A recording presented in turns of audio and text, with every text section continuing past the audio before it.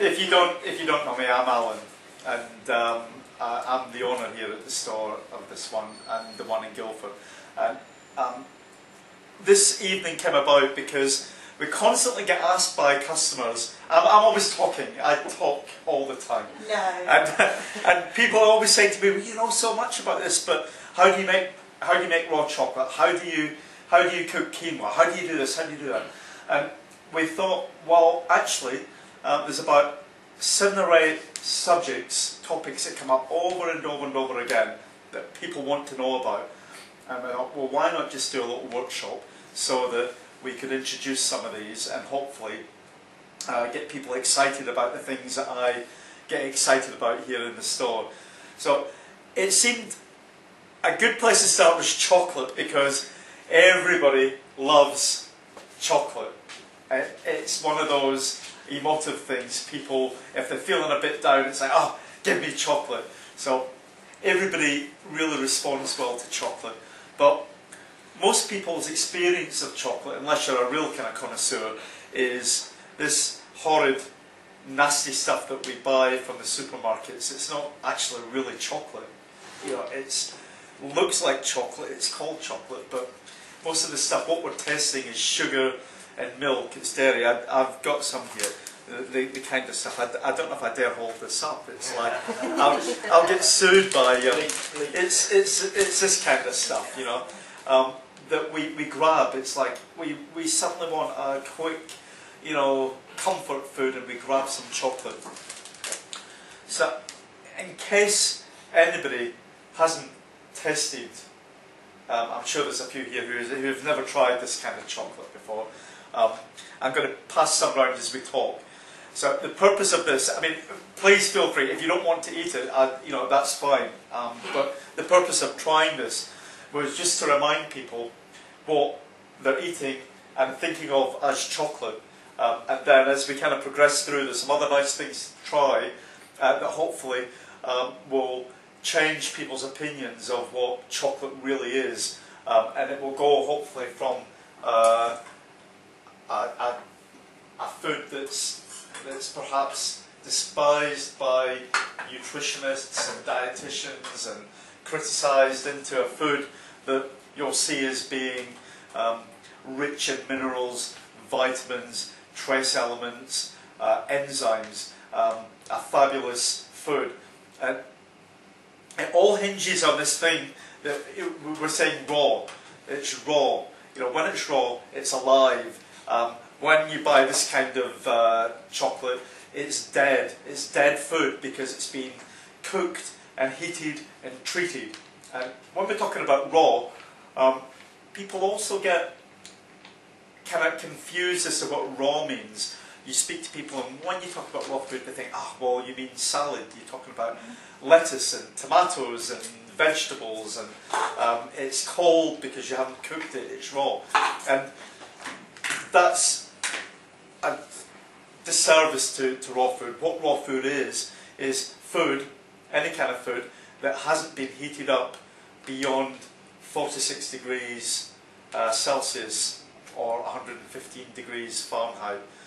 The minute we raise the temperature above there, we start to destroy the vitamin, mineral and enzyme activity in those foods. So that goes for any food. You know, heat it above those temperatures and you start killing off the food. So the same is true for chocolate. In its raw state, has anybody ever tried raw cocoa bean, cacao bean? I'll pass these round in a sec. It's an interesting plant. The beans grow within a pod, and at any given time on the tree, the pods can be at different stages in development on the one tree. So it's not like you know, an apple tree where it comes into blossom and you get lovely blossom, and then the flowers fade and the apples appear and they all ripen together and we pick the apples. In a cacao tree, they grow from the branches in the trunk. The pods all come at different stages, so there's constantly a job to be done in picking the pods because they all ripen differently. So the pods are literally picked when they're ripe. They change colour. There's some beautiful shades from browns to rusty reds to greens, beautiful colours in the pod itself. They can be different shades within the one tree. So they pick them, and within each pod there's a mass of these beans. I wonder if how to do this. I've got some here that we could pass round. I don't know if I could maybe ask for just a little bit of that. There we go. So in this little tub here, there's a square of Cadbury's chocolate, and there's a raw cacao bean. So the raw cacao bean is the seed. This is not chocolate. It is the good one, or it is? Yeah, the cacao bean, the bean from this pod is the seed, the nut that we make the chocolate from. So this is how we start. And it is a piece of raw as well? No, it's a piece of Cadbury's.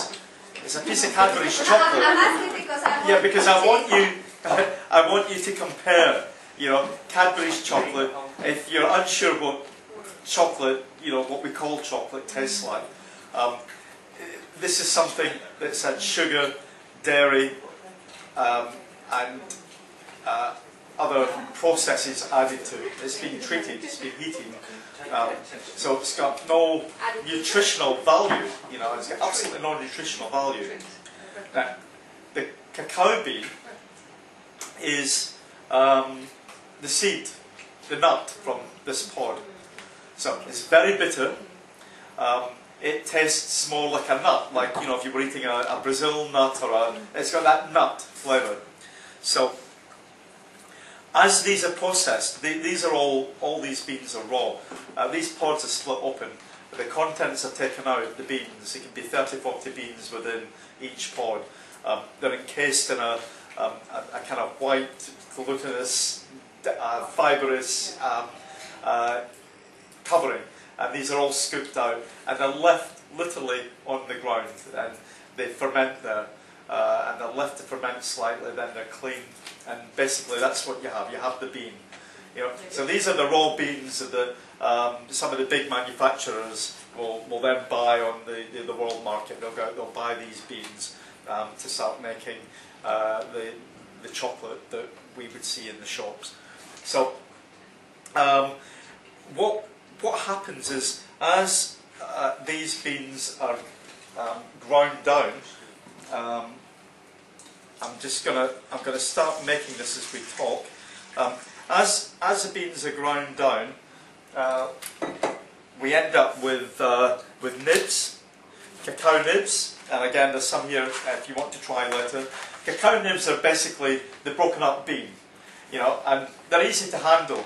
The nibs are great for sprinkling on over cereals, in yogurt, just to eat as a snack. Again, they're bitter tasty, but they're just a broken down bean. There's no difference. As we keep grinding them down, the more you grind down, the beans start to release an oil, a butter, which is cacao butter. So what happens as we keep grinding down, they separate out. We end up with an oil. It's a liquid that comes out, and as that oil solidifies, we end up with what we call cacao butter. And basically, you can think of this as white chocolate, because this is what this is. When you buy white chocolate, it's the butter that you're buying, basically. So this will melt quite easily. Even the heat of my hands will start this to melt. It's got a great chocolatey taste. Maybe I could pass that round, and you can just have a smell. You'll start to smell what you'll recognise more as chocolate now.